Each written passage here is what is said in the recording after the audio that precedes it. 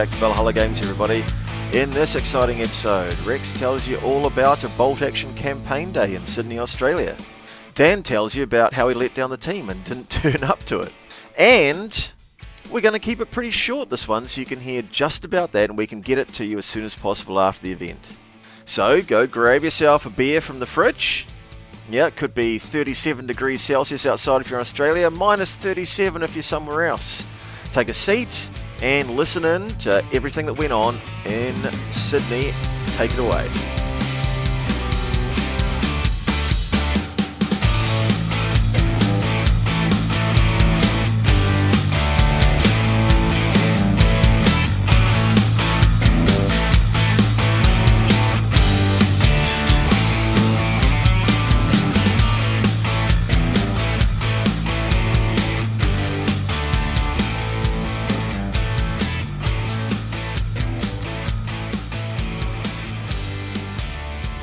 Alright, welcome back. Welcome back to the main event. Rex, I can't handle it anymore. I need you to tell me, so you recently attended, last week in fact, wasn't it? The Western Front Gamers in Sydney and their 80th anniversary of the invasion of Sicily and Italy and the campaign day. Wasn't it last week, sure. Rex? Yeah, it was last week as we record this. So the date was the 18th of March, 2023. So the 2023 being the 80th anniversary. So yeah, it was great to get an invite to go down there. The guys at Western Front Gamers, who we know from playing tournaments with in Sydney, and also two of the guys from this club were actually TOs of the last big tournament in Sydney. So they invited me down last year, but then we ended up saying, look, it's going to be a huge thing. Let's put it off and do it properly when it comes. And then sort of beginning of this year, we kicked off and started to get ready. So they invited us from the book perspective because we're the Primosole Bridge Sicily guys. Yeah. And also Rob Vella was there, who is actually at that club, who wrote the soft underbelly book, the Italy book. Excellent. And the D-Day book, the first D-Day book as well. Excellent. And I presume, but I don't know this for sure, I presume he's written the Tough Gut book as well. Can you confirm that? Yep, he's writing it, and it's progressing. So, yeah, more about that in a little while. So I had an opportunity to have a chat to him, which was fantastic. I'm excited for that, much as I'm excited for actually being able to play some scenarios out of the soft underbelly book, because we bought it, but I haven't really had much of a time to do anything with it. But now I've got a lot of Italian terrain, Dan. I'm all set. Yeah, you have. So where should we start? Should we start with preparation, or should we start with what your brief was for the event and your preparation leading up to it? Right. Okay. So my brief for the event was come down to Sydney to ride in Sydney, Australia, and bring your nice tables, and we'll play some games. We'll play some scenarios out of Primosole Bridge, and then we'll also have a bunch of guys there playing scenarios out of soft underbelly book as well. And that was about all I got, which was all I needed. You didn't have to ask me twice. And I said, yep, I'll be there. Awesome. With bells on. And initially, and I'd like to say this as well, firstly I'd like to extend a big thank you to them, because when they were, I was sort of thinking of doing it maybe a little bit prior to 80th anniversary and coincide with my visit to you and your shores last year, and that didn't go ahead for various reasons, but I'm glad it didn't, because it coincided with the 80th anniversary this year, and plus it gave them the time to get the venue they wanted, because I think there was a local government thing in there for local government election polls or something like that there. So anyway, I'm glad that they didn't go for it, because I didn't want them to jam it in just for the for my benefit to come over. So I'm glad they got time to plan it and execute it well. But I'm still very thankful I got an invite to the event, even though I couldn't make it. Yeah. Well, it would have been good for us both to be there, but I went along and and held up the side for a stand. Absolutely, yeah. So that was your brief. So what did you find then? Surely you went to the cupboard and you found everything that you needed. Yes, well, it's funny you should say that. So, as you know, avid listener that hopefully owns the Primosole Bridge book that Dan and I wrote as well, I did some of the terrain for the book, and Dan did some of the terrain for the book. Dan did all the minis, but all the terrain was in my garage there for quite some time while we were taking millions and millions of photographs, and getting ready for that, and getting ready for the book and getting all the photos taken and going back and getting more photos if we weren't happy with the ones we had. So in my mind, all that terrain was sort of just in the garage. And I'm not surprised, because I wanted to give you some credit back there. I'm basking in reflected glory here, because you by far, by the end of the book, when we started, I had more of the terrain. By the time we'd finished, you'd made most of it. And so I believe you should have nearly all the kudos for that. But I think you might have found that sitting on top of your brilliant terrain, there was one or two things that I had provided to sit on top of it, didn't you? Yeah. So it was in my garage for quite some time. So in my mind, it was sort of in my garage, and then I sent back a big box of stuff for you, and so in my mind, some had gone back, but I sort of knew that I kind of had the basis of it. And then when I went to the larder to check what was there, the larder was surprisingly bare. And oh no! I started making a list of all the things that I needed, which was all the things that you had created and I'd sent back to you. And it started with one Italian 2-storied stucco pantole roof building. Yeah. I was like, all right, it's not going to take me long to make one Italian building. But then I sort of had this realization that, oh my gosh, when we were doing the book, or when we were playing the games, we were only playing one at a time because there's only two of us. We only got 2 hands each. So we'd set up a table using the terrain from the terrain pool, and then we'd play the game, and then we'd set up another table and use the terrain from the terrain pool. Well, when you go to an event, Dan, and you've got to have 3 tables set up, which was the original idea, you actually need 3 of everything. That was a surprise to me. Yeah, you do. Yeah. So clearly I hadn't thought that through very well. So not only was all that great terrain that you built gone back to New Zealand, but I actually needed not just 1 of everything, but potentially 2 or 3 of everything. In the end, it actually ended up that I only took 2 tables to the event, which really saved me. But I still had to create the buildings, print them. I created them in CAD, printed them, stuccoed them, painted them 3 coats. The roof, this, that. Work out how much I needed. So that was a big job. That was a big job. And then added to that was the extra accessory pieces like the walls, and then trees. Well, I've got a lot of trees, but they're mostly Western Europe trees. So I thought, I'll just make up some trees similar to what Dan's got back in New Zealand, and so I made them, and that took quite a long time. Of course, I did the stupid thing, which is made all the flock from scratch with the blender and coloured it and everything, which was fun. It was fun at the beginning. The idea was fun. Let's put it that way. And then there was the olive trees, which I didn't have enough of those Games Workshop olive trees. So then I had to find some others, 3D print them, sculpt the bottoms, the bases on them, and oh my goodness, it was crazy. I sort of exponentially began to dawn on me the scope of what I was doing as time went on. So by the time it came close to the event, I was busy. I was really busy. Yeah, I think that it's a tribute to your organisation, though, that you your assessment of the situation was A, correct, and B, very detailed. And you obviously said about making a detailed list of what you needed, especially as the board sort of grew from 2 to 3, and I know you'll talk more about that in a minute. But creating that in that time given, comfortably. I mean, at the end of the day, we go to a War Games tournament, we're normally painting miniatures like the night before, but you were done and dusted with all that work.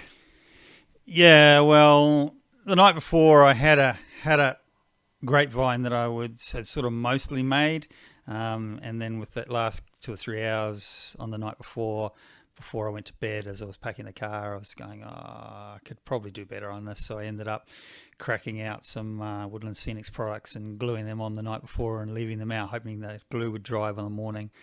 So yeah, I wasn't spray painting in the alley out the back beforehand, but yeah, I was pretty close.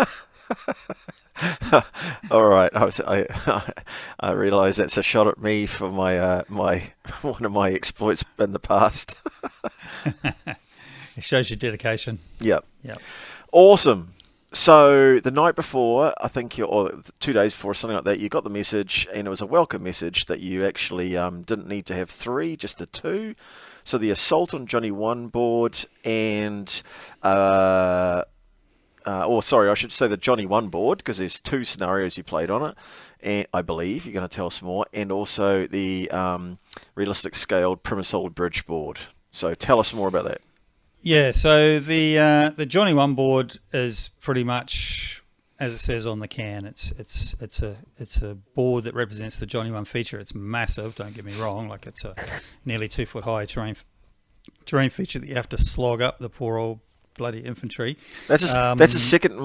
That hill's got inadequacy issues now, because you've called it small on multiple occasions when you've looked at it. It's like 3 foot high at least. It's getting higher. It's the fisherman's story. But so that in itself that's that board. So that's pretty much done. So there was no issues there. But I did have trouble with the bridge realistic board. So for those of you who haven't seen or aren't aware, that's a 9 foot long board, 9 by 4. With the full-size realistic bridge on. So it's 1-to-1 scale of the actual bridge, as best we can tell, on the day that it was going to happen. So a couple of things happened with that bridge. One is the original scenarios that we were going to play was Seize the Bridge scenario from the book, and that was the exact scenario that board was designed for. The olive grove and everything's exactly in the correct spot for that, and I was, that's really great. But then as time went on, they said, look, I don't think we'll play that one. Instead, we're going to play Hold the Barbarians Back scenario. So it was like, yeah, whatever you want to play, that's fine. It's no problem. And then a week or maybe 2 weeks out, I realized, because I just sort of flippantly said, yeah, whatever you want to play.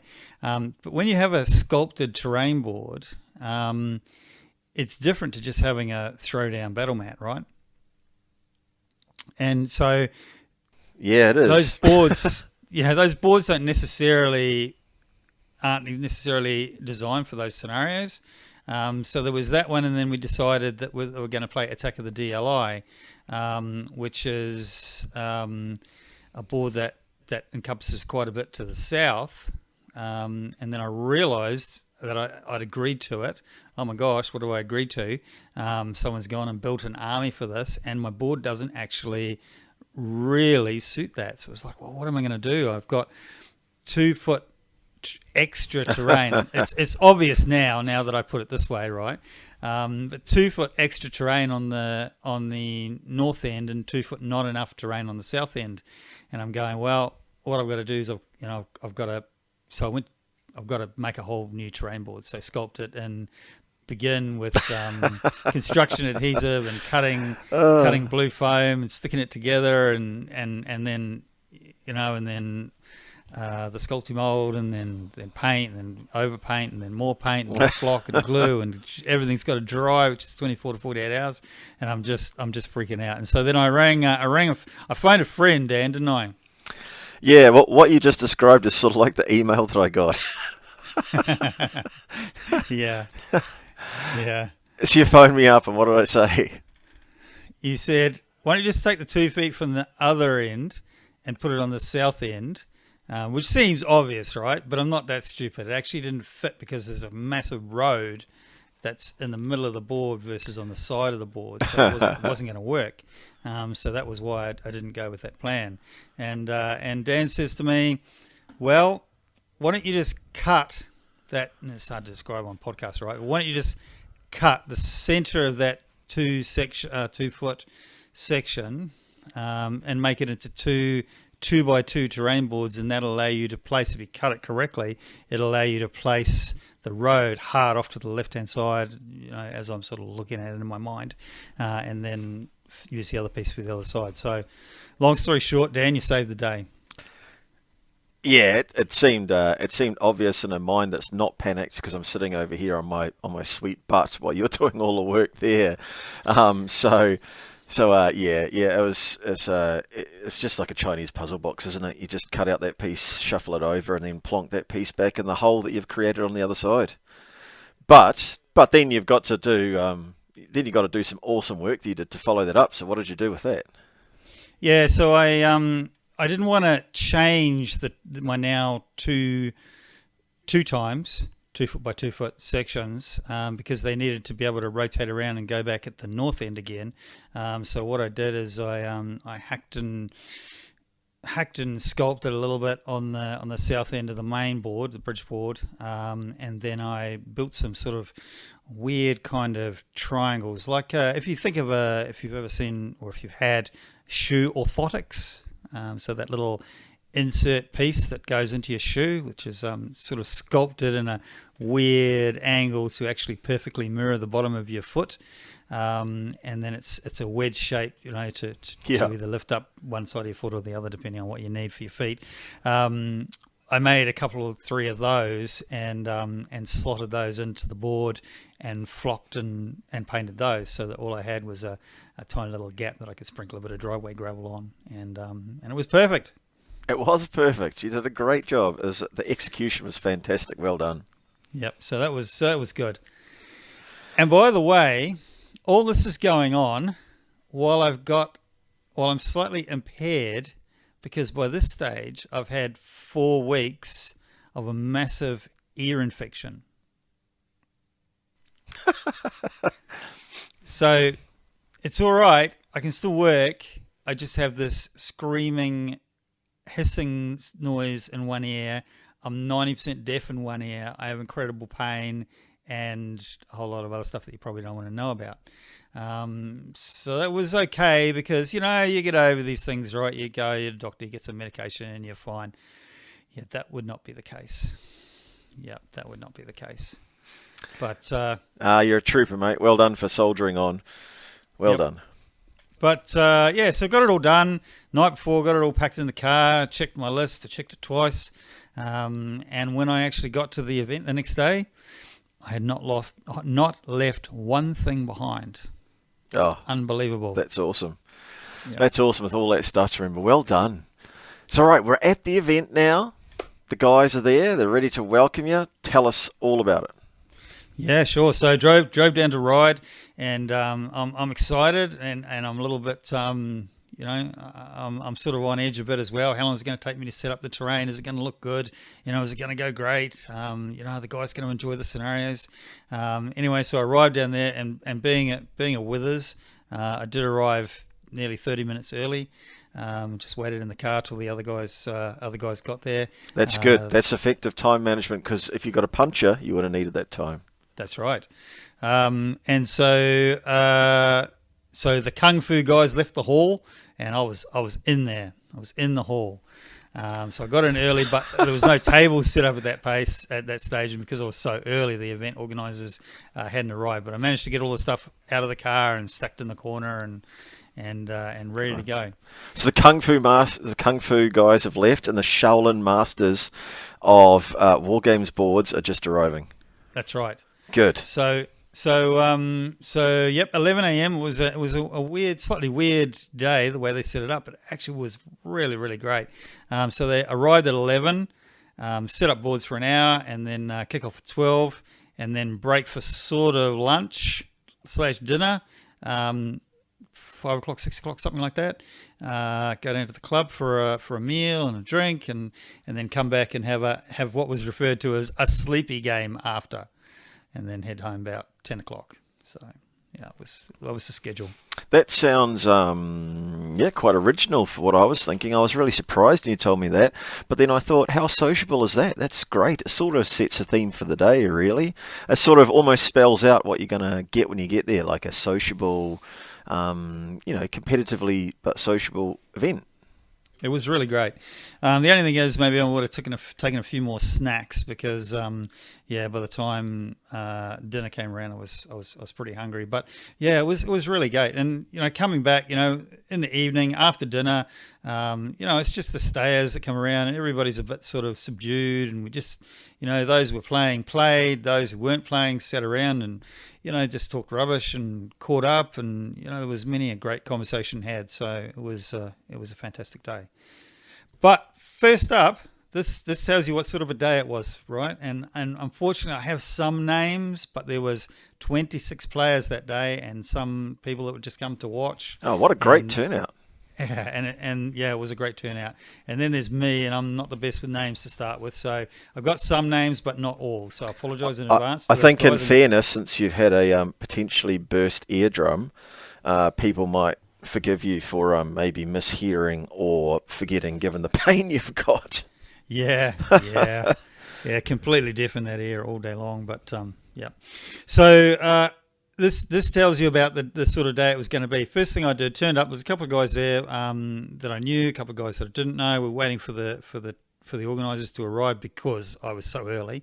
And there was a guy that turned up, and he had some World War II memorabilia.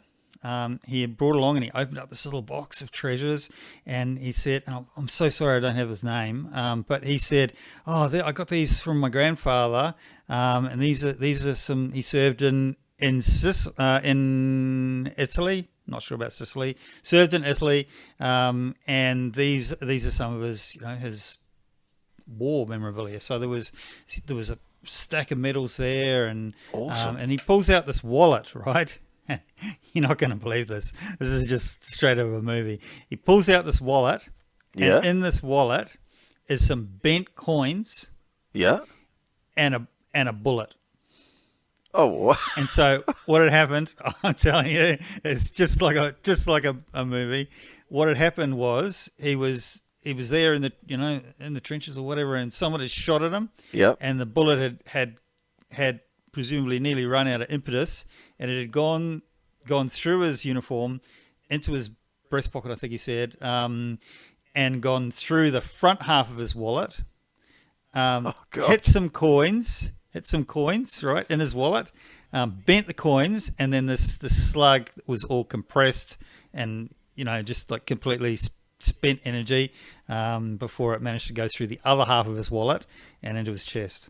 Oh, bloody hell. That's a fantastic story. And to have it, that's amazing. I know. And then he went on to say, he said, it wasn't until just recently, or it wasn't until years later, when I was like, the story. But then it wasn't until years later that I actually looked at what this thing was wrapped in. I just thought it was a piece of cloth, didn't really pay much attention to it. Anyway, he opens it up, and it's an Italian airborne, I don't actually know what it is, like a handkerchief sort of necktie type thing, or a flag or something. It's probably about, I don't know, say 14 inches by 14 inches square, blue. Yeah, that'd be a neckerchief that they used. Yeah. Yeah, so he's got this thing, and it's still in really good condition. He's unfolding it super carefully because it's 80 years old now, right? I was like, oh, wow, that's amazing. And anyway, I had to go and start setting up tables in that. But that was sort of the day that we were walking out. The guys awesome. were really in theme, and it was a great guys were really into it. There was no doubt about it. We were definitely in Italy that day. That's bloody great, because that's sort of detail that you might skip if you went to a museum or something, or something like that. Or it's not always those little personal stories that make it into a museum, but for have someone's descendant show you that and tell you the story is just priceless. And there was another one too, which we'll come on to a little bit later. But yeah, that was really great. Oh, I'm looking forward to that. So anyway, we're setting up tables, and there's a lot of tables down on the main floor in this church building, and then there's sort of like a podium thing, and the event organizer, which was Ian, said to me, "Okay, well, you get the podium because we invited you down." So that was fantastic. So I went and got set up on the kind of like the stage, I guess, and I started setting up tables, and I arranged them perfectly. Danny would have been proud of me, so that the Johnny feature was to the south of the bridge. Oh, well So done. if you were looking to the bridge and you were looking out, it was sort of to the south and a little bit off to the side, so that you could. I'm not sure anybody else picked up on that detail, but yeah, it was there. So I'm putting boards down and I'm packing up the boards to make sure everything's level and joining them together, and nails holding the polystyrene boards in place, and that was great, and things were going well, and then people started arriving, and everybody wanted to come and say good day, old friends from previous tournaments and stuff. And I'm going, wow, this is taking me quite a long time, longer than what I thought. But anyway, it all came together, and at the end of it, with two beautifully set up tables, with our Pentole buildings and the nice trees that I'd made all laid out, and my beautiful vineyards, which I was really happy with by the end, and everything was ready to go, pretty much right on 12 o'clock. That's fantastic. And the other boards that were set up for the campaign day were fantastic as well, representing the other Sicilian and Italian actions that the guys are playing. They look really good too. Yeah, that's right. And what I'll do is I got some photos, I got some video on the day, and I will be making a YouTube video out of it. I haven't got it off my phone yet. That's how much I've managed to achieve since the event. But I've also managed to. I've asked a couple of guys that had taken some great photos on the day if I could pillage their photos, and they said, "Yep, that was fine. Go for your life." So what I'll do is I'll put up some photos. So if you go to valhallagames.net/EP26, because this is episode 26, then you'll see photos there, or show notes, or a link to the YouTube video, depending on when you go there and when I get it all up. But there was some great other tables as well. There was a table that was an airfield that had two crossing runways, and that was set up for a scenario was reminiscent of LRDG action. There was one that had a nice river flowing through it that had I'll come on to the details of the scenarios later, but there was a river flowing through it. There was one that was really heavy buildings. It was all kinds of different things there. So yeah, there was varying degrees of tables, but some of them were really nice, some of them were just perfectly representative, but and we were set. Yeah, and I take my hat off to everyone else who did those tables, because I'm sure that the organisers face two challenges there. There's always the challenge of when you're combining people's terrain to depict that particular table for that scenario that you're picturing in your head, or is in the scenario table layout. So that's the first issue. And then there would have been other people there, and I take my hat off to you, Rex, for getting yours changed and completing it. That's no mean task, but I bet some of those people completed them from scratch just for that campaign day, which is also a massive achievement too. So well done, everybody. Yeah, it was good. And I know they were scrambling because you play an Italian scenario, you grab the Italian terrain and then you use that. But when you're having 14 Italian scenarios, then that's a lot of terrain. My hat goes off to Ian Underwood for organising the event. We had an interesting conversation. It actually worked out to be more difficult than a tournament, because in a tournament, it's like, well, who's going to play on that desert board? Okay, well, it's going to be the Finns in their snow gear versus the Japanese on that desert board. Go for your life. Yeah. And it's not ideal, but it's fine, because that's what a tournament or that type of event is about. It's about one army versus another army, and it's not quite so relevant. When you're having a campaign day that's based around historical, these only certain people have certain armies. So these guys have got Italians, and these guys have got, Brits, and those guys have got Germans, and these guys have got Fallschirmjäger Germans, and those guys have got Italian Airborne, and those guys have got Yeah. DT, and but so it's who's going to play what scenario is quite a trick to get that all together. So yeah, hats off to Ian for that. I know he was doing some head scratching there for a while, but man, it came good in the end, that's for sure. Yeah, well done. Great job, Ian. Yeah. So yeah, we're all set up. All the driveway gravel's laid out, Dan. I was dubious about taking a big bucket of driveway gravel, but I did. I'm proud of you. Yep. There was a fair bit of sweeping to do afterwards, so I can tell you, but I was in on that, so it was okay. That's the advantage of the driveway gravel. Spreading it on the terrain is that you can blend in the edge of that forest or the edge of this, or put a little bit on that tree to make it sort of blend in, help with that suspension of reality, and just make the whole thing look so much better for the eye when you're playing it, but also for photos. The negative is the clean up. Oh gosh, yeah, but it was good. Awesome. All right, so Ian called us all together, and we had toolbox time, as we say in Australia, for tradies, where the guy that's in charge gets up on top of his toolbox and gives a bit of a speech about what's going to be achieved during the day. And he said some really nice things. Actually, I was kind of blushing. He said, "Oh, just so you know, so we've got Rob here, which is who's written a massive book that is Soft Underbelly and fantastic scenarios from that, and."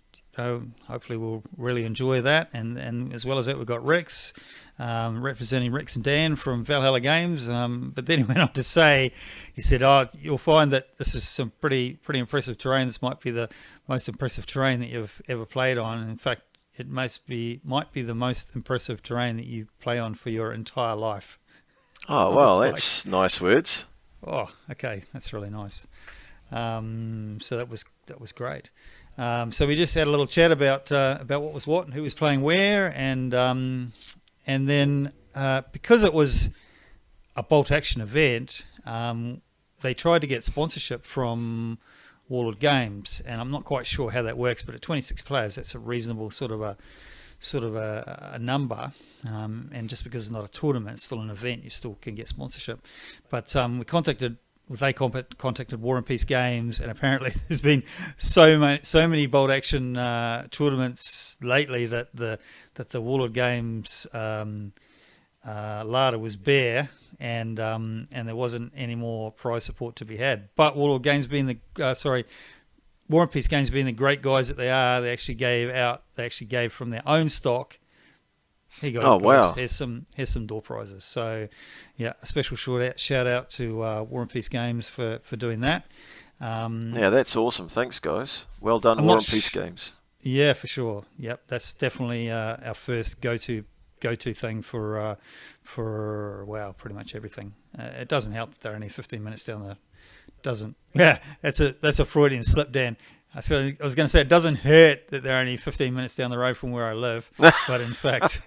It doesn't help my wallet that they're only 15 minutes down the road from where I live. So yeah. But 2 lucky door prizes apparently. I didn't see what happened to the other one, but a bloke called Rex got the first lucky door prize just straight up then. So I got a really nice box, like little box set. I think about I haven't got it with me, but I haven't opened it yet. It's still with my unpacked things from the weekend, but a really nice set of brushes, some big brushes and small brushes. Oh wow! For mostly for terrain. So wow, that was great. That's great. Not only did they invite me and let me come along, but they also gave me a gift for it. So that's awesome. Great guys. What a generous gift. So then we're gaming. Yeah, good. Tell me about it. I'm dying to know. So game 1, so 2 games for the day. Game 1 was sort of like the long game, and then we went to dinner, as I said. We came back for a sleepy game 2, and so I'll talk about the game 1 first. So game 1 was 2 games for us. On the bridge board, we had Keep the Barbarians Back, which, do you want to give us a quick 2-sentence summary of what that scenario is about historically, Dan? Yeah, so basically... Halton and Stangenberg rallies his troops, gets reinforcements from the rear Fallschirmjäger positions, and this is basically his last push towards the bridge to actually take the bridge. He sends the Fallschirm Funk Company or Signals Company around over the river to try and flank the British positions and attack the bridge from both ends. If the player decides to do that, he may do. Otherwise, he might just try a frontal assault. And it's basically the British Airborne desperately trying to hold them back. And towards the end of the game, the British Airborne run the chance that they are going to start running out of ammunition. And units will not be able to fire, but they will be able to engage in close combat, but not fire because they're completely out of ammo. So who wrote this scenario? Me. And so if it all goes bad, who's to blame? Me. All right. Well, let me tell you what happened. Okay. So the guys got set up. So it was British Paras versus Fallschirmjäger, and the deployment was a weird deployment where you draw a diagonal line across the table at a certain point to encompass certain terrain features, which was actually a bit tricky on my fully sculpted terrain board. I had to make a kind of a curved area, and then so far each side of that was no man's land, and then beyond that is one side's the British and one side's the Germans. Nice. So we laid that out, and the guys started putting down their troops, and it was so Dan and I played this game, didn't we, Dan? This was our very first game, very first Primosole. That's Bridge. right. It's the very first scenario that we played. Very first. This is the scenario that we played before. We played the first time, and we recorded it before we decided that we were going to go on to write the book. Yeah, so it was definitely dear to my heart to watch these guys playing, and hopefully they were going to have a good game, but you never know. All right, I'm on the edge of my seat now. Yeah, so yep, they started getting their guys down, and it was pretty clear that from the beginning the Germans had the upper hand. By the way, the Germans bring some armor on this game as well, so that ups the ante, and potentially an 88. So yeah, I won't go through it in the minutest detail. I've got quite a few photos and some video which I'll put in the YouTube video, and I'll go through it there. We can sort of see it visually a bit more. But first up, the British player starts getting stonked with artillery, and he's starting to take pins, and he's starting to go down, and he's starting to fail order checks. So not only that, but he's isolated. He's got a couple of squads isolated on the northern end of the bridge, and the Germans are starting to push into those guys pretty hard, and it's looking like it's going to be a rollover. So this is really close to history. Of course, Stangenberg bringing up the 88s and direct fire against British positions from less than 200 metres, firing airburst and HE into the British positions there, and guys started getting isolated and started taking casualties on the northern end. So, all right, I'm loving it. Okay, so I'd probably better actually say who was playing this game as well. Just a shout out for the guys. So Stuart Pearson was playing the Fallschirmjäger, and Craig Titterton was playing the Brits. Craig!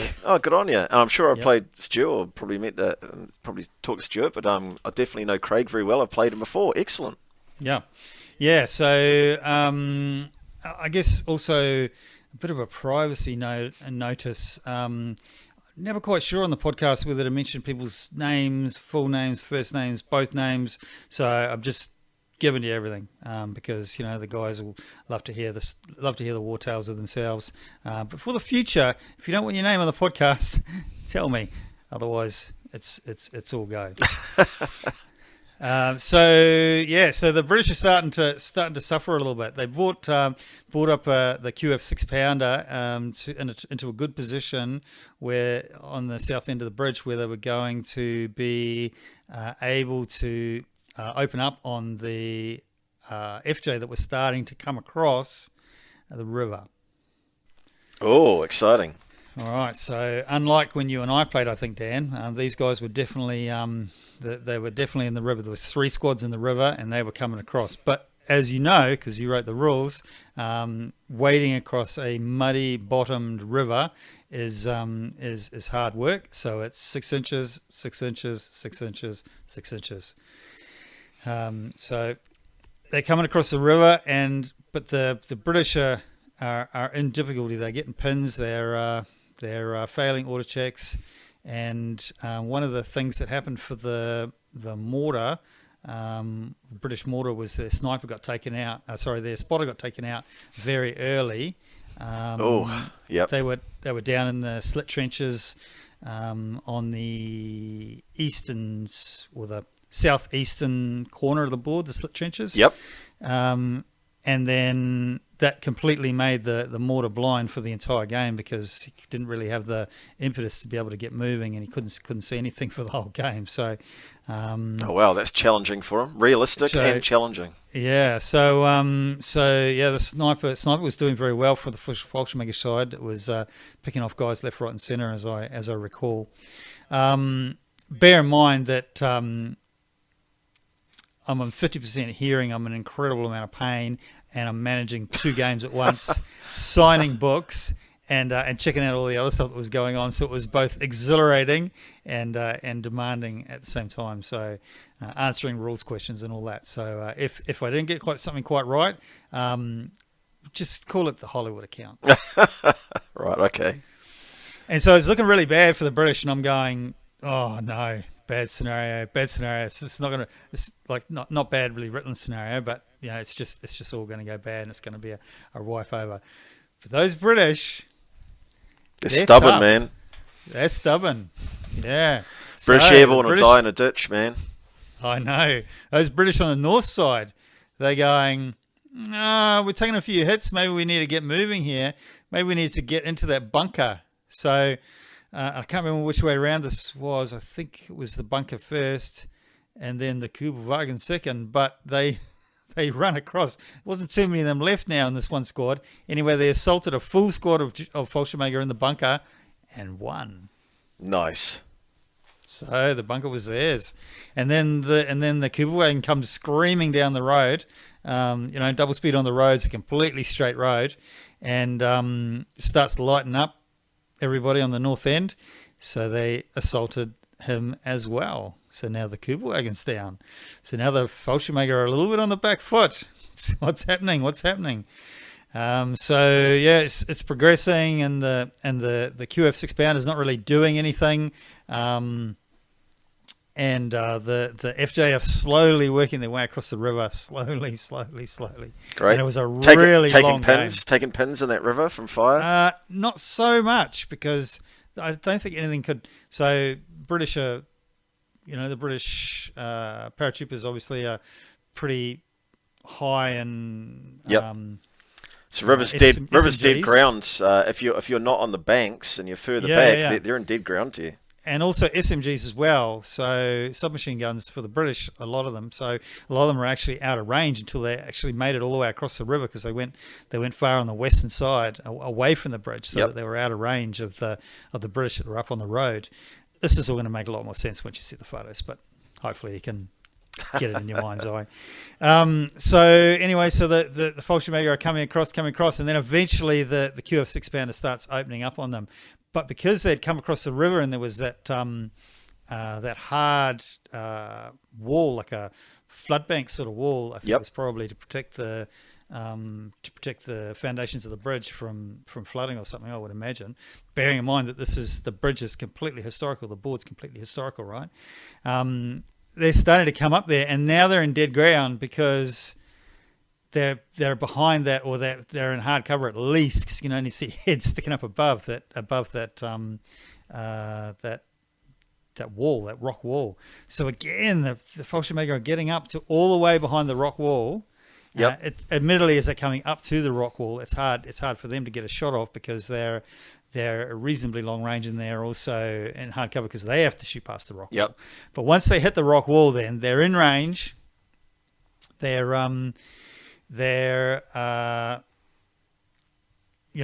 in hard cover. They're not. There's no impediment for shooting because they're right up along the wall. Yep. And anyway, then it's on. So it's men milling around in close quarters, Shooting and bayoneting each other, just like the historical and report. bayoneting each other at close range, exactly as it was. And I read them this quote from the book, and they were like, "Oh, it's exactly like the historical thing." And so yeah, it was Great. progressing really, really well. And we had this weird situation where, again, sculpted board, right? So things that you don't necessarily think of. Can the Fallschirmjäger climb the bridge embutment and get to the objective, which is the edge of the far edge, as it happens, of the bridge, the far vertical of the bridge. Yep. So we're getting down to the very last turns here. Can they climb the bridge at that point? So we had to make a call. So we said, okay, if there's two guys, one guy can shimmy up over the top of another guy, and then the second guy can pull him up. So at that point, we're going to say you can climb a bridge embutment wall at 2 times 28 millimeters.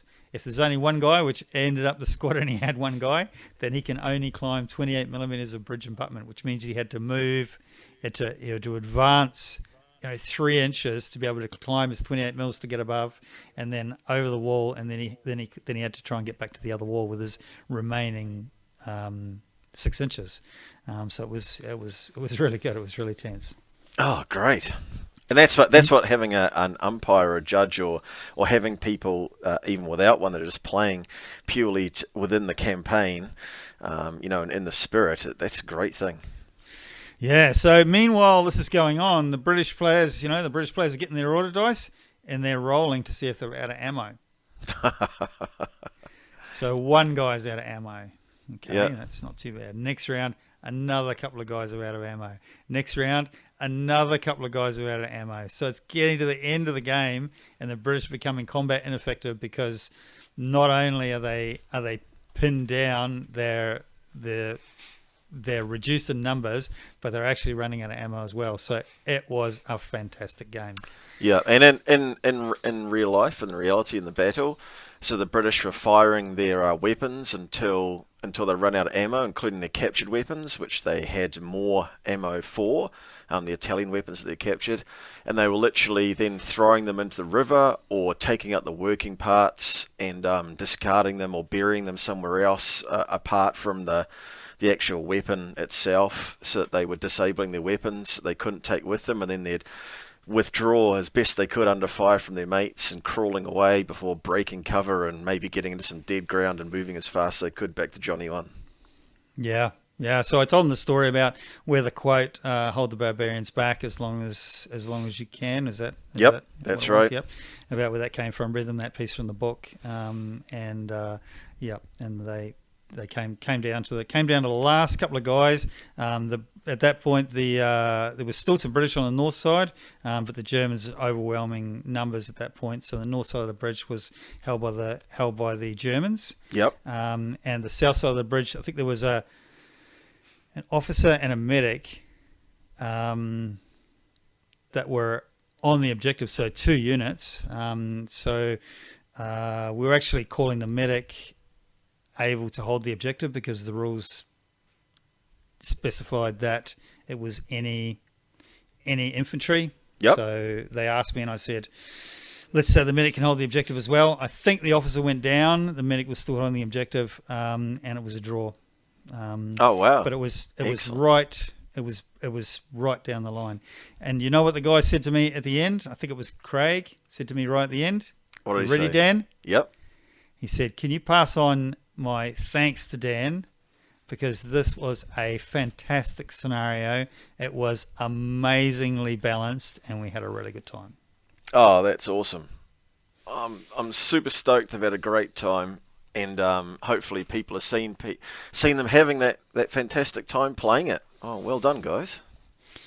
So we started at 12, roughly. So probably by the time they sorted out their armies and everything, let's say 12:30 start. I think we went to dinner about 5 p.m. I don't know, my head was throbbing. But I think we entered dinner about 5 p.m. So it was a long game. It Yep. went the extra turn too. So it was a long game.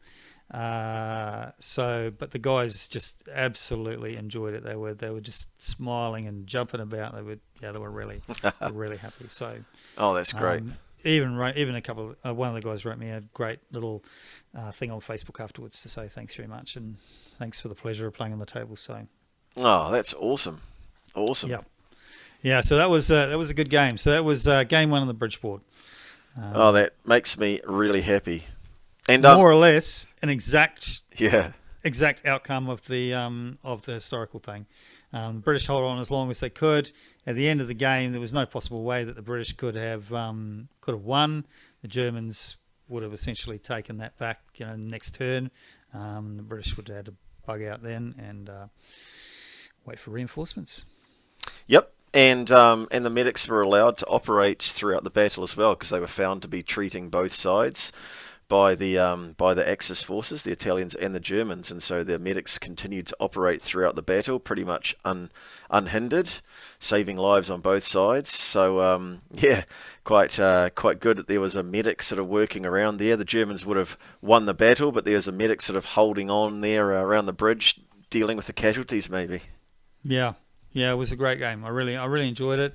I took heaps of video and heaps of photos, and apologies if I've gotten anything wrong or forgotten anything. There was a crazy moment that I did capture on video.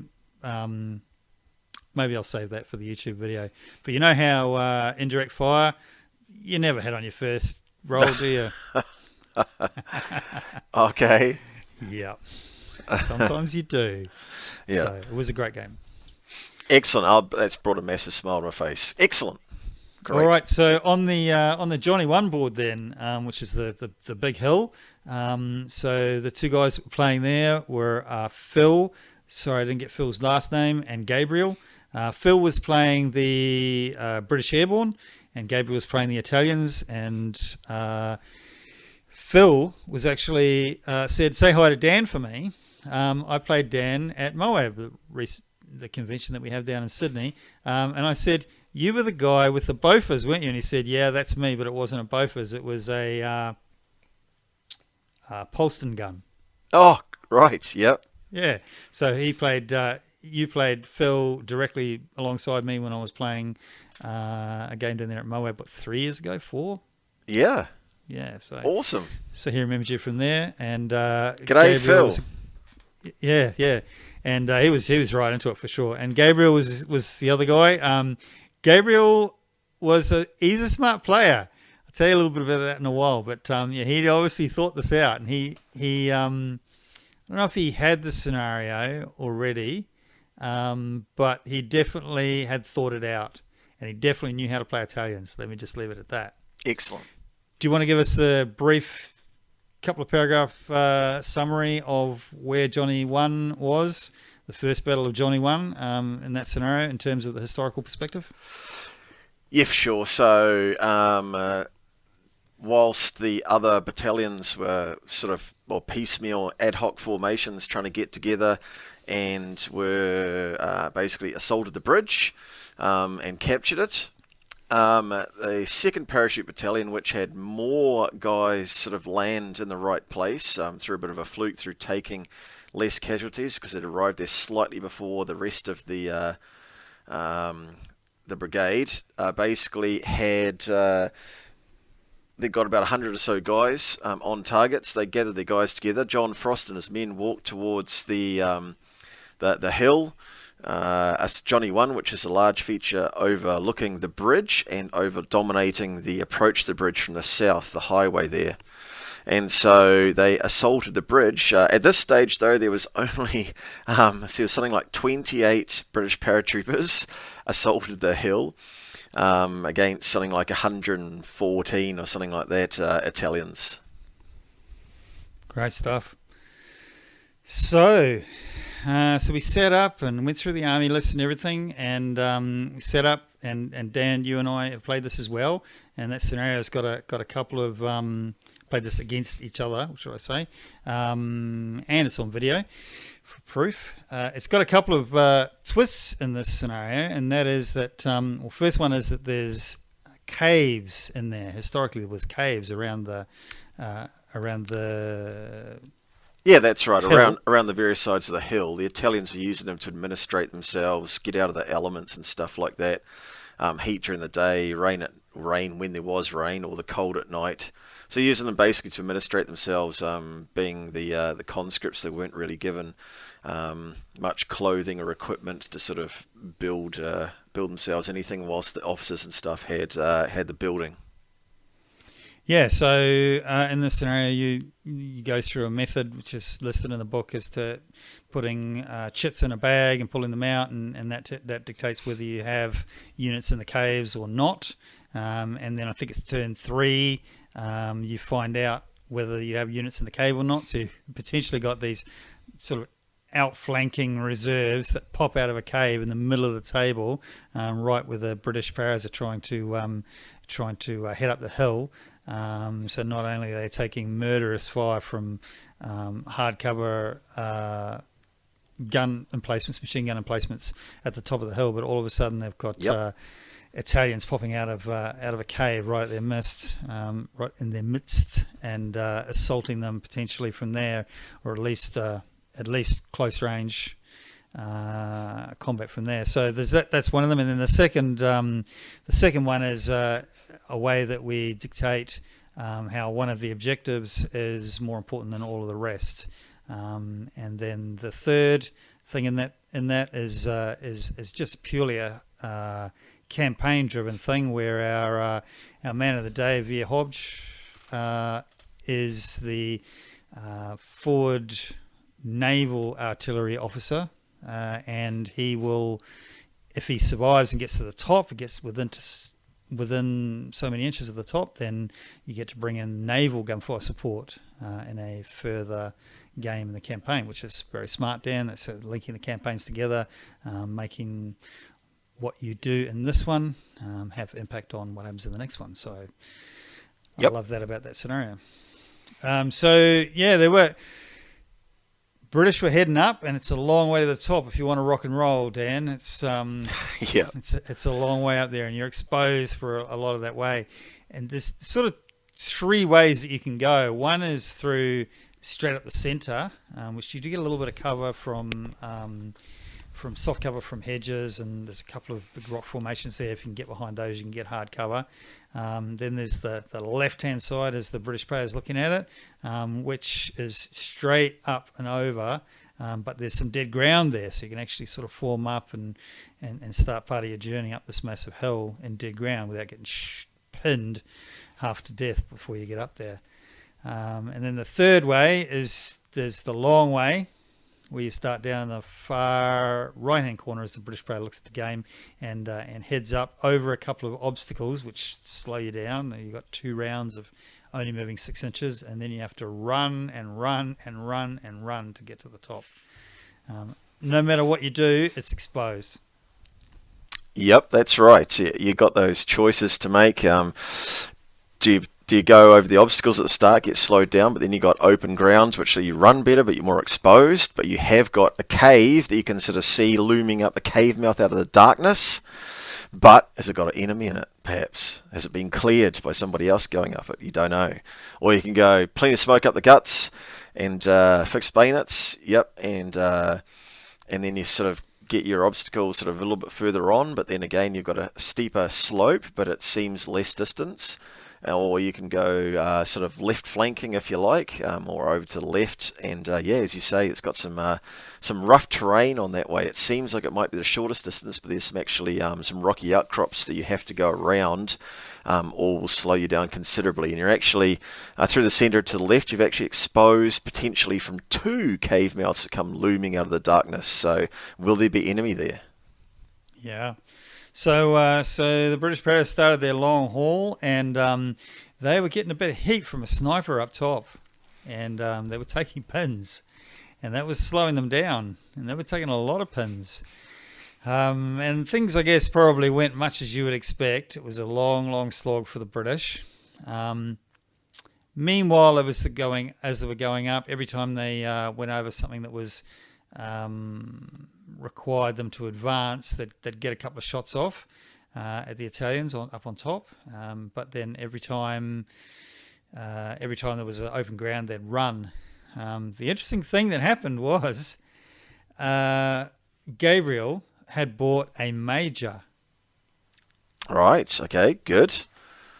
Okay, so I've never seen that. I don't think I've ever seen anyone bring a major to a tournament or an event before, just because of the cost.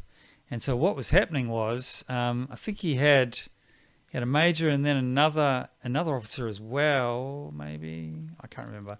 But anyway, what seemed to happen is anytime the British would put pins on the Italians, they just shrug them off. Yep. Yeah. And then anytime the Italians would put pins on the British, it would bog them down. Yep. So it was slow going, and I could see the tension was building, but there's not much happening in terms of what to talk about. But there's just, he's got all kinds of plans, and he's Phil was saying, "Oh, they're my diversionary unit," real quietly, he said to me. And so, okay, all right, he's got a strategy. And I had to laugh because the side that went to the far right, as the British player looks at it, Dan, if you remember, that was what I did too. And I was so frustrated having to go 6 inches over those two obstacles, there's two rock walls there. So the first 3 turns, I practically made no distance whatsoever because I couldn't make it over those 2 obstacles in those turns. So it was frustratingly slow. So anyway, he's heading up. He's heading up, and he's using the blue tack to try and to stick his guys to the the good old blue tack. Yep, to the terrain feature. So that was good. And he's heading up, and anyway, he ended up taking the guys came out of the cave, so that was good. Oh, excellent! Yep. So a bit of a blow there, as I recall. Again, my memory's a little bit hazy on it, but I think the guys came out of the cave. The British charged them. That was it. Okay. Yep. See you later, Italians. but in fairness, that's what it's like. As soon as the British, the veteran guys got in amongst them, and the cold steel, the conscripts didn't like it up, and a lot of them surrendered, or the guys with their dander up just took them out, just destroyed them, because they couldn't afford to be slowed down. They've been slowed down pinned down by weapons and stuff, but once hand to hand happens. Yeah, it was like that. Both those first games, actually, the British were really the bolt action rules really portrayed the British in exactly as they should have been. The British powers, they were just. I'm interested. What national characteristic did they use? Can you remember? Pretty sure he used. No, I'm getting confused. I'm thinking it was rapid fire, but then I think that was used in one of the in the second game on the other board. Might have been Up and Atom. I think it was Up and Atom. Yeah, it's a clever one. Yep. Yep. So yeah, a lot of people think that Up and Atom and Blood Curdling Charge are pretty unrealistic. For anyone who hasn't read it, there's a book called Men at Arnhem, written by chap Geoffrey Powell is the named author of it, and he was an officer in 156 Parachute Battalion at Arnhem, and basically there's an excerpt in there that describes exactly what Blood Curdling Charge is, but in reality. So there was a German machine gun team, and this officer and a couple of his guys that he'd managed to get together just had their Sten guns, and they went charging at this machine gun team that should have cut them to pieces, but they let out such a blood-curdling charge, and they were so close and running so fast that the machine guns team's fingers became thumbs and their nerve broke, and they ran and got cut down and bayoneted by the British airborne. Yeah, right. Sometimes people can say bad things about bolt action as a game, but a lot of the time the rules are super Oh, accurate, is that a fair term? But they're super representative of actually what happened. Like some of those early games for the British and the Soviets, I think, were one of the first two books out from Bolt Action, I think.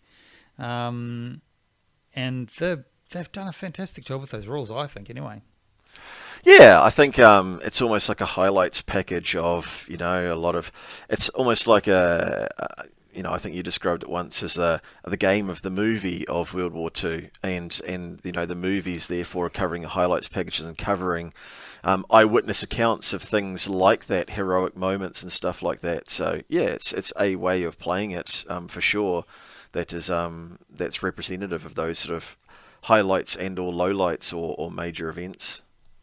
Yeah, really, it really emphasises the theme, isn't it? You say when you do a caricature, you draw a caricature to represent, to emphasise those people's features, and definitely, I think the rules and Bolt Action emphasise the features in the right way. So yeah, loved it. Definitely this day, Bolt Action was a fantastic game. Good. All right, so we did away with the Italian cave squad. What happened next? So the British player had chosen the same objective that I had chosen, Dan, which was that machine gun emplacement right out on the far right hand side, I guess. Yep. As you look at it, and so they managed to take that machine gun emplacement. They got to the top. They took the machine gun emplacement, and then by that stage, there was so many Italians still up there, and the British had been whittled down to the point where there was less of them, that they ended up end of the game. It was, well, what was it then? Was it a draw? The British weren't able to hold that objective. They weren't able to hold two of the three objectives. They weren't able to hold the one objective. So just thinking about the scenario rules, Dan, what does that mean? Italian win? Italian win, I'm pretty sure. Yeah. Italian win, yeah. Yeah. So Italian win, well done. Which is not as it was historically, but if the Italians played as smart as what Gabriel played, maybe they would have. Absolutely. Oh, great. Excellent play. Yeah, and good using your command and control, because those are your veteran officers that, they had retired and they got brought back of service and thrown into the conscripts to try and give them some sort of command and control. They might not have treated their men very well, but desperately trying to hold them together under that assault. Excellent. Well done.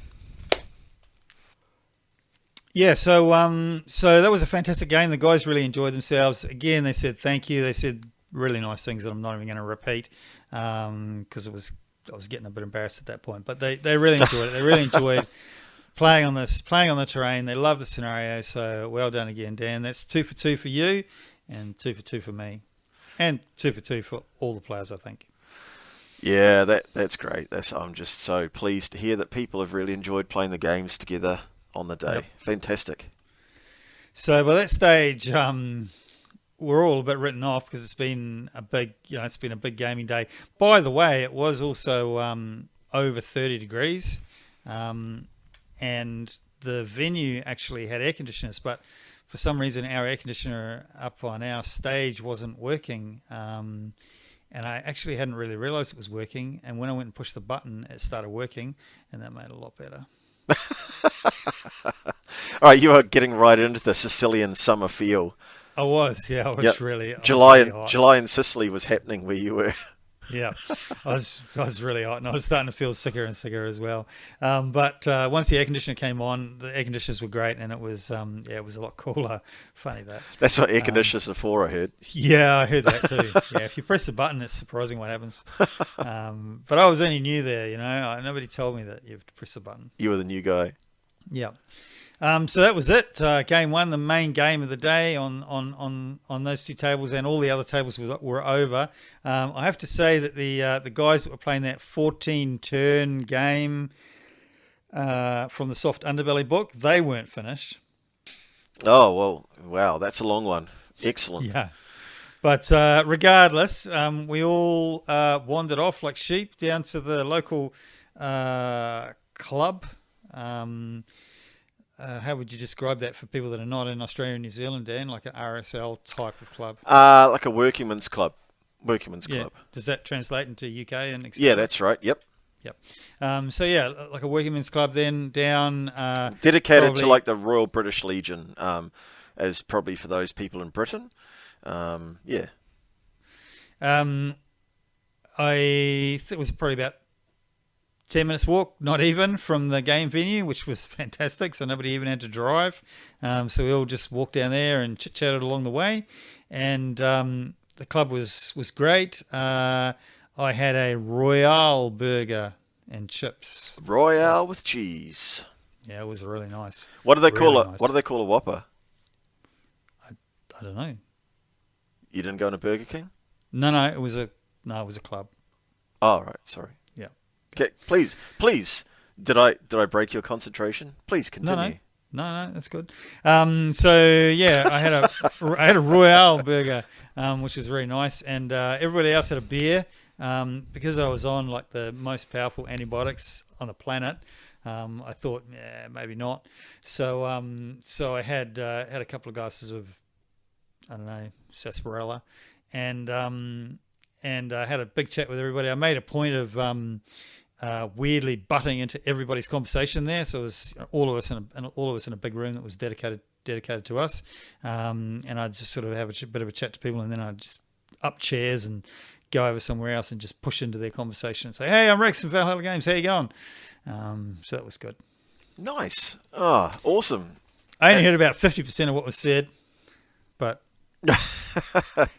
on the left-hand side, it was good. So I made a point of staying on the right of most people. Well, that's sort of good because I don't want you to hear too many good things because one day I want you to go, "No, this terrain board's bad. Like no one's appreciated it. I better give it to Dan." Yep. Yeah. Well, we need to talk about that actually because I'm sick of storing it. Oh, mate. All right, let's talk about this offline. All right. So yeah. So I did that and then wandered back. I had an interesting chat with made some new friends, Dan. I made new friends.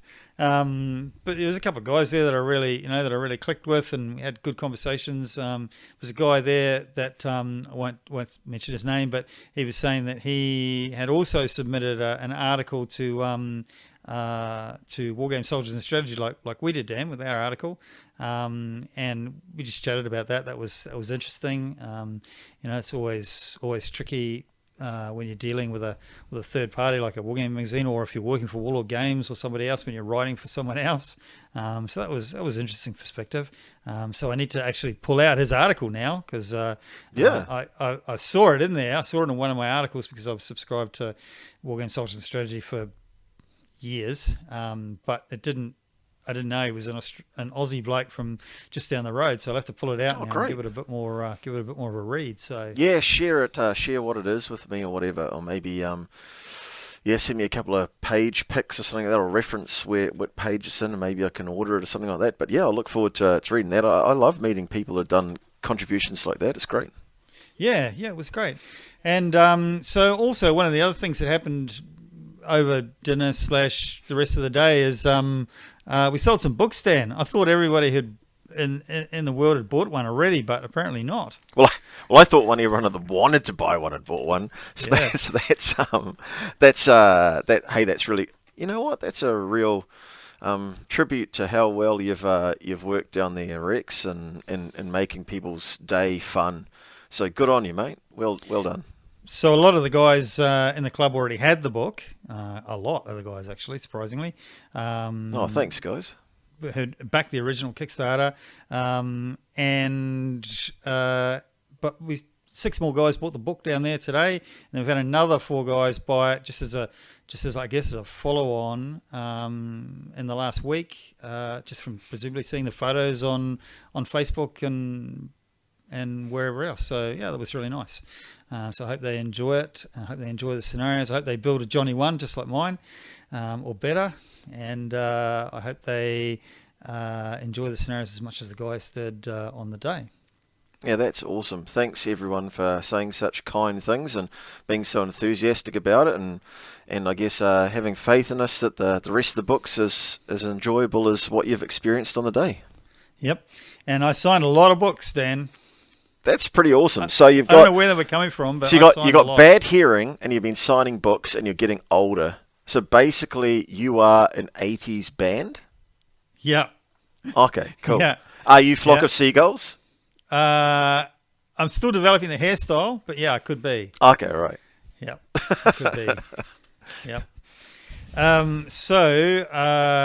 Telecommunication. I haven't heard that for a long time, Dan. We'll have to dig that out. The archives. Well, Probably I've it got on- to say, right, Duran have just announced that they're having a comeback tour and they've got new material to release. So if Duran could come back, so could you, Rex. Oh, come on. I'm not that old. You'll But, be, but you'll be, yes. you'll be raging hard at Duran Concert in no time. Well, here's a plug. Now this is like a three layer digression from where we're at. Okay. So moving on from 80s rock bands back to 70s rock bands. Did you just go and see the best rock band on the entire planet only a matter of weeks ago, Dan? The Angels from Australia. I did, and followers of my Instagram or our Instagram, but you've got your own one now, I think. My Instagram, which is Valhalla Games NZ, will have seen not only pictures of miniatures, but also pictures of the Angels performing or footage of the Angels performing, me yelling out of tune, singing along, and also a guitar pick that I caught of theirs in the crowd. No, Because that's you fantastic. come to Valhalla Games for the miniatures and you stayed for the guitar picks. And by the way, did you know that I'm also going to the Angels in a few months' time with my son? I did not know that. That's Passing down the baton. So for those of you who don't know, a plug for the Angels, best rock band on the planet, Australian rock band in the 70s? yeah, mid 70s, late 70s, a little bit into the 80s. Fantastic music, driving beat, really great stuff, great words. So check them out, the Angels. And am I ever going to see your face again, Dan? Yeah, I won't follow up that. But if you're in America, they're known as Angel City for copyright reasons or name reasons, whatever you want to call it. Apparently there's another band called the Angels in America, so they're called Angel City over there. Yep. So they're still going strong. Yeah. Anyway, so back up one level of digression. So I signed a lot It's like of books. Inception. This is like Inception War Games. Yeah. It's yeah, like that's different right. layers. Oh, I jumped through a layer. Okay. So, yep, telecommunications and definitely Hungry Like the Wolf. That's on my playlist for later on today. You good? Back up one layer of digression now. I signed the books on the left-hand side, Dan, because I told everyone that you were coming to Moab in Australia in October and that you would sign the right side then. Okay. All right. I don't know. Yeah, well, I'm getting married in November, so I don't know where that money's coming from. The government will have to give me more money than what they pay me as a poor, homeless soldier. I live in a cardboard box. I make it into terrain, but I live in a cardboard box. Yeah, we know that's not true. Look, I'm All saving right. my money for Empress Arnhem Heroes Kickstarters, Yes. which, as you Yes. record, launch in 11 hours and 33 minutes. Yep. Not that I'm counting. That'll empty out your pockets for sure. Yep. All right, back up one level of digression. Not only did I sign books, but I got Rob to sign my books. So I've got both his books. That's awesome. So I got him to sign my books. So he wrote lovely things on the inside cover and signed them. We had a great chat about working with Valhalla Games and what it's like to write a terrain book. Not as much as what I would like to have, to be honest, because he was playing and I was mostly deaf. But yeah, next time I go down, because they've invited me back, you always got to go back twice or once at least to apologise for the first time. So they've invited me back, and so when I go back down, I'll have to make sure I catch up with them in more detail. So yeah, but Well, you're lucky because those guys are awesome. So they really are. It's a really great club. So Western Front Gamers. Just Yep. Check my Western Front Gamers. Ride Sydney. If you're down the Sydney area and you're looking for a game, even if you have to drive a little bit, definitely worth checking these guys out because they're just a really fun bunch of guys. Everybody was happy. Everybody was smiling. Everybody was not a bad word said all day. And the way they look after all of the members of their club in terms of sort of inclusion and stuff, without going into too much detail, they really are great guys. So it was fantastic. Yeah, top blokes. And I saw that they were quite inspired by everybody's terrain, and felt the importance of terrain was really shown by that campaign day. So I saw a great picture online that we might want to talk about, and they sort of mentioned on their page that it's inspired them to work on their club terrain. Yeah, so I was going to mention this at the end, but now's as good a time as any. I sent you that picture, Dan, of a couple of IS2s, IS2s, yeah, in Berlin. Yeah. And it's a fantastic picture. Again, I'll put this up on valhallagames.net/EP26. And this is what they put alongside it. Hopefully that's okay for me to say it. So Ian wrote this. He said, after yesterday, meaning the day that we all played Italy and Primosole Bridge, we should all be pretty inspired about terrain and the role it plays in creating a better tabletop experience. The club has a dedicated group. I'll start that again. The club has a terrain group dedicated to the building of new terrain and maintaining existing terrain boards. This year, one of our main projects will centre around the battle for Berlin. That photo is extremely evocative. Couple of massive tanks rolling through Berlin. It's in state of sort of confusion. There's tram lines there, like an old broken down vehicle. There's a tram's not going to be going there anytime soon.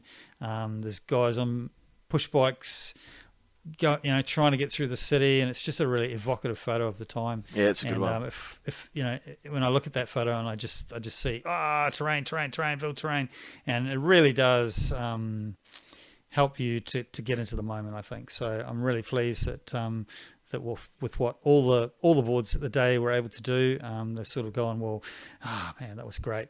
Let's really get serious about this and do some more, which is one of the things that we like to inspire people with the whole Valhalla Games podcast and YouTube channel thing as well, isn't it, Dan? Yep, absolutely. Absolutely. I'm just really stoked that everyone has enjoyed the day so much. It's motivated them not just to play in that theatre, but take that forward to other theatres and the rest of the year as a bit of a focus. Sounds good. All right, so game 2. This is going to be a short one because, as was already set up for expectations wise, sleepy games after dinner. So we're all rolled back in feeling pretty full and a bit exhausted from the day. But game 2 was set out on the bridge board. It was Julian Hughes with the DLI versus Brian Medbury with the Jim Folschmager. Excellent. Some familiar, friendly names there. Yeah. So that scenario was scenario 10, I believe, which is attack of the DLI. Do you want to give us the 2-paragraph brief on that? Yeah, basically this is focused around the very first attack of the Durham Light Infantry against the bridge, backed by tanks in close support, very close support actually as it goes, and basically, unfortunately, basically they had stopped short during the night. British paras had by this stage withdrawn to the heights of Johnny 1, and they had to sit there and watch the Germans sort of reinforce their positions and bring up reinforcements, and just thinking, why is there a delay? I guess that lack of impetus there again, much like it was at Arnhem, sort of has bought the Germans time to reinforce their positions. So I wasn't so involved in this game because I was having a great chat with someone about writing scenarios and new theatres for bolt action campaign books and all kinds of other exciting stuff, and get to Right. find out people's personal lives and their history and what they did for work and what have you. So I was having a great time doing that while these guys were slogging it out on the table. But I did come back a little bit later on, and what I found was that unfortunately the British had not taken full advantage of the terrain, and they had got very much bogged down. They tried to come overland the south, and there was quite a long way to go. And because they had brought their vehicles, tanks, sure, but they had brought their vehicles on the open ground rather than on the road, they just slowed and just took pins after pins after pins, and they really just couldn't advance. And by the time we got to quite a bit further, or a little bit further into the game, they called it, and Julian conceded defeat because there was no possible way that he could have made it to the objectives by the end of the game. So that one was a win to Brian and his FJ, but I think it was a good lesson to the Durhams to have proper planning before you embark on a battle, because smart choices, as Julian said, the smart choice would have been to take the road and push up the road, run on the road as fast as you could, get into combat, and then deal some damage rather than just taking pins. Yeah, it's a tough one. It's a tough one, that one. And in reality, the DLI commander did not make a good decision, and they took 500 casualties covering 1 kilometre of ground, and were just ripped to bits. So yeah, that was definitely one that in real life required a different way of thinking, or a replay. It's one of those situations where if you had a DS and it was an exercise, it'd say, "Oh, how do you think that went?" And if you could do it again, do you think you'd do anything differently? So yeah, there's a couple of ways to skin a cat there, depending on deployment, but you're open. You got to go for it. Yeah, so that was a good. I think they had fun, but yeah, it was a bit of was never going to sort of pan out in the British favour there, which is exactly what happened historically, I believe. And did the British player have armor? He did. He had, think he had two Shermans Yep. and a priest. Two Shermans and a Yeah, priest. good. One Sherman and a priest. Yep. Pretty sure he had two Sure, Shermans and a Yep. priest. Okay. Yep. I can't remember what the rules call for, but yeah, he definitely had armor, and yeah, his problem, as he said, his analysis of his problem was he didn't push that armor up the road as fast as it could, and take advantage of that to be able to. His thought was that what he should have done was gone, push the armor up, and then just had the guys, the infantry conga lining as best they could behind the armor. Yep. Using it as cover, eh? Using them as cover, yep. Yep. Interesting tactical choices in that scenario. Yep. So that was good. I haven't played that game, Dan. So you've play tested that one. I haven't. So I'm looking forward one day to getting some tanks out on the table and giving that a go. And as you say, it might be one of those games where the replay value is high, because the first 3 times you play that scenario, you might not do so well, and then you've got to sort of work out which Tetris pieces need to go on top of which, rotated which way, before you work out how to win. Yes, I think that's the one. Great stuff. So yeah, well done to those guys. They really, I think they had fun, and it was just, we were all in that mood at the end of the day where we just didn't care what happened. We were just having fun. So that was great. Awesome. And then on the other board, so the Johnny One board, historically, scenario wise, there's scenario 5 and 6. Is that right, Dan? I don't have it in front of me, but yep. Yeah, 5 is the I'm pretty sure is the attack on Johnny One, and then the next scenario after that is following directly on from that historically, where the British now hold the high point, and the Fallschirmjäger now attempt to retake it. Do you want to give us the 30-second brief on that? Yeah, so the British capture Johnny One. The next morning, they spot shadowy figures sort of moving into position as the sun's coming up, and then the Fallschirmjäger open up sort of from out of range of their small arms with their mortar support. It's represented in the game by some off-board fire support assets. And Fallschirmjäger go to assault the hill throughout the daylight. A fire starts on the hill, or various fires start in the scrub and during the heat of the day from explosions from the mortars and stuff like that, setting fire to the scrub.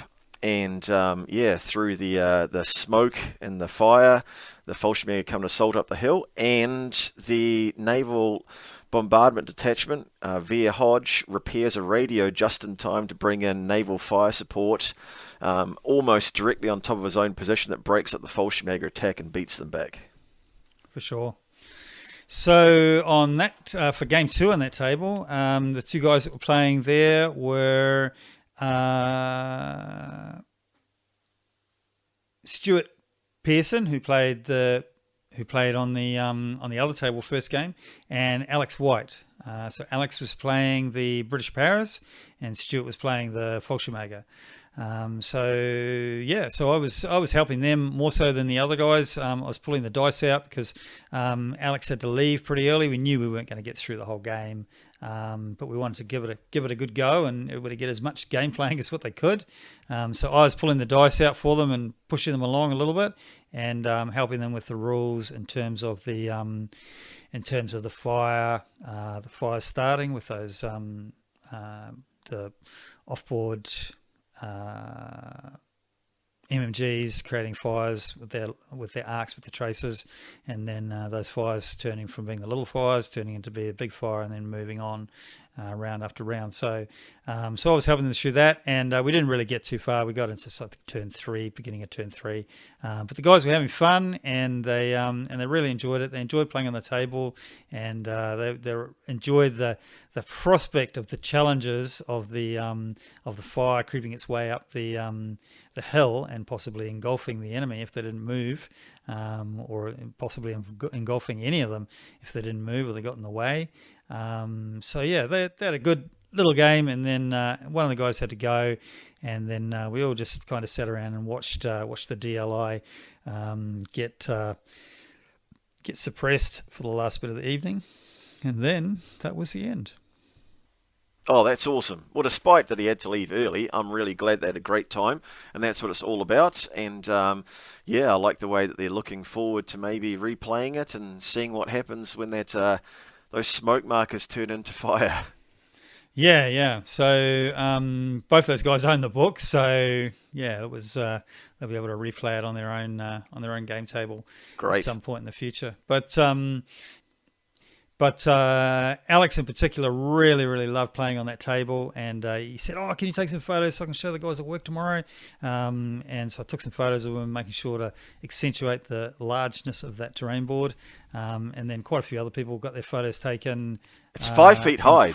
That hill is 5 feet high, Rix. It is. It's 5 feet high. Yeah, yeah. It's a big. Yeah, it's a long way to the top if you want to rock and roll. Our fish story's getting bigger. Yep. And then at some point in the day, everybody clustered round that board, which I thought was interesting. I guess probably gets more photogenic, perhaps. And we got a photo of everybody together, them with all their shirts on, and me with my Valhalla Games shirt on. And I haven't actually seen that photo yet. I'll have to chase that along. But it was great that everybody wanted to get their photo taken in front of that board, so that was really good. Oh, that's awesome.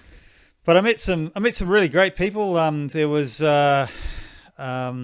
just the guy with the medals and stuff. I'm so annoyed that I don't remember his name. There was another guy who also I don't remember his name that said, "Oh, my what's the reference that Italian people use to talk about their grandma? Is it, we say Nana in New Zealand, but they say Nima or something? Yeah, something like that. Yeah, something like that. Yeah, he said, "Oh, my grandma lived like 15 minutes away from that bridge." Oh, wow. And we had a little chat about it. I was hoping to catch up with him again, but just didn't manage to.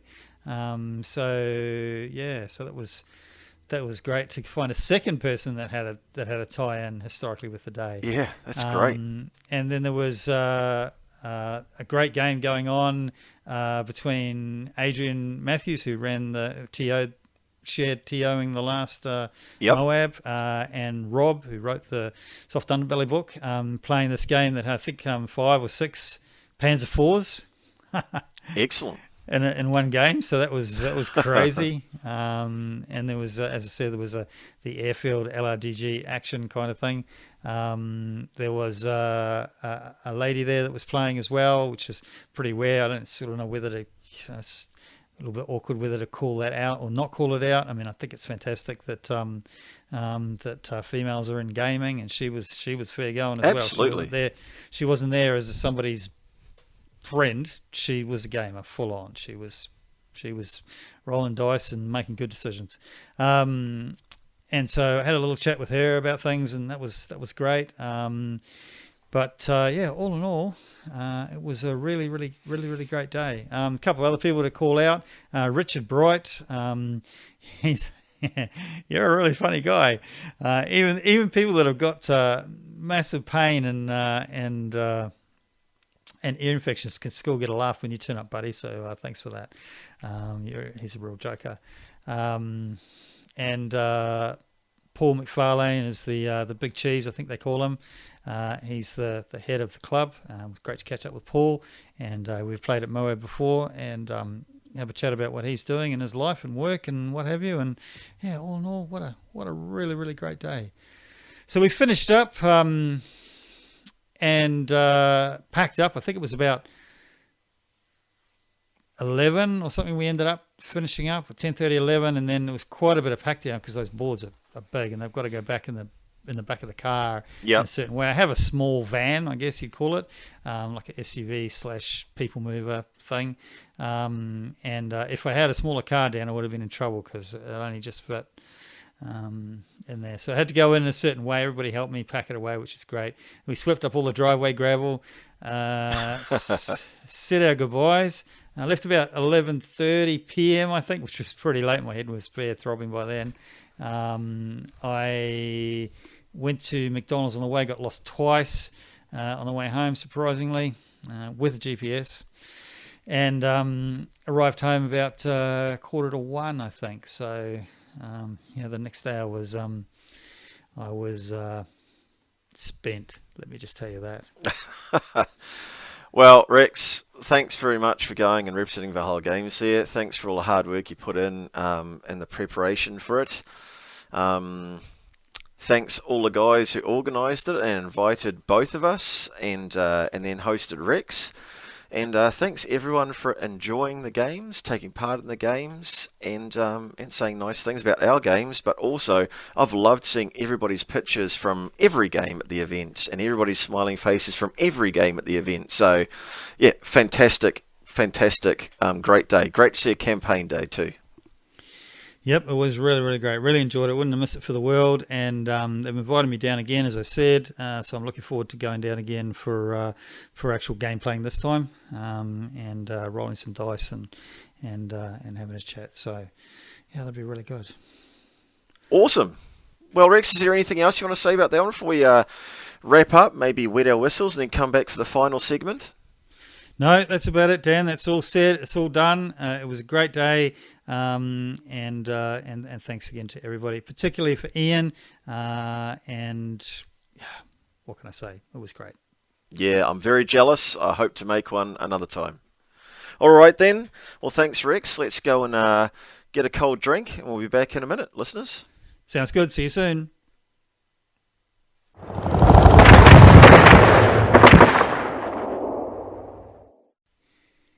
Hi everyone, welcome back. I hope you had a good drink. Dan, did you have a drink? Bite to eat? I did. I had some apple and orange juice, and I had a bacon sandwich. If you see any bacon sandwiches, send them my way. That's a quote. What movie is that from? Oh, no, I've heard it. I just can't remember. No. Band of Brothers. Excellent. Great. Yeah, might have got it slightly wrong. That's probably my fault. All right, so I think we've had a bit of a chat today, Dan. We've had a fantastic recap on that event. Really, really enjoyed it. So great to share that with everyone. I've got lots and lots of stuff that I still want to talk about. We might save that for our next podcast and get another one out pretty quick. Things that I want to talk about is my Waffen SS, and I've finally managed to find some 3D printable German cavalry, and it is awesome beyond belief. So I'll talk about that in the next one. A guy said to me, hey Rex, you know how you only live like 5 minutes away from me? Would you like to come around and spin up some metal minis on my metal mini spinner?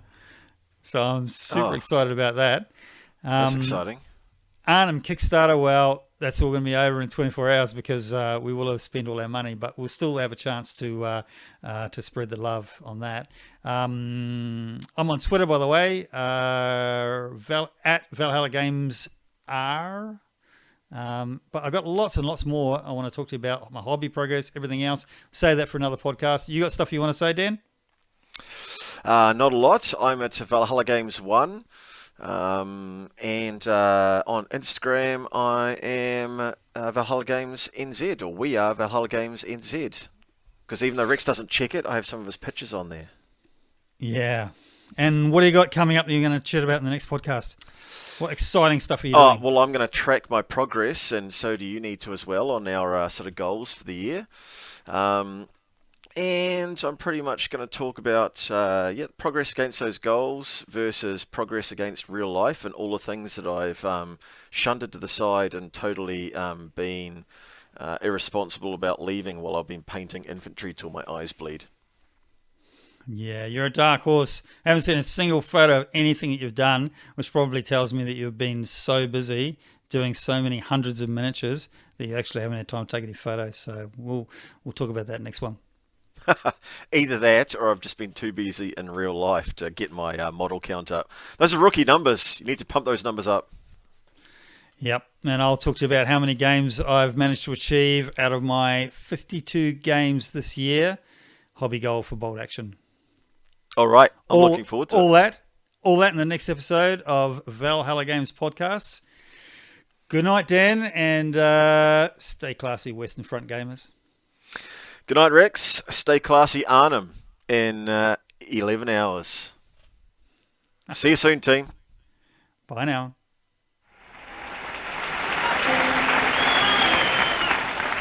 Wish me luck as you wave me goodbye. Cheerio, here I go on my way. Wish me luck as you wave me goodbye. With a cheer, not a tear, make it gay. Give me a smile.